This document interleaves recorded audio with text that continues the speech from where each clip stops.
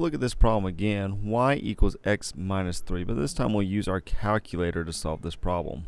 So remember our NumWorks calculator, it has the grapher option right here on the screen. So we'll navigate to that and hit OK.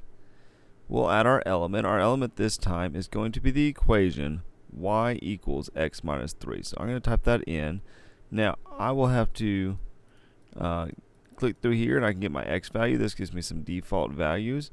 The other thing I can do is click alpha, and now all these letters in gray are activated. So I'm going to find my y, which is going to be down here on top of the 3. I'm going to erase that x. I'll say y equals. Equals is up here on the pi button. I'll hit shift to activate the yellow buttons and hit equals. I'll add my x. And next I need my negative 3. So I'll say minus 3. Now I have my equation y equals x minus 3. I'll hit OK. I'll come down to plot the graph and hit OK again.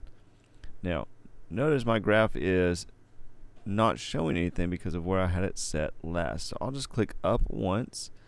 Auto is highlighted. I'll hit OK, and it'll automatically adjust to just show me my graph. Now I can push the plus button and the minus button to zoom in and out on the graph. Now it's going to zoom in and out based on this point. So if I move over here to the middle, I can zoom in to where I'm showing my y-axis, my y-intercept, and my x-intercept. I'll zoom into my y-intercept a little bit if I need to. But I've got a y-intercept here of negative 3. This point is what is highlighted. It shows my y is negative 3.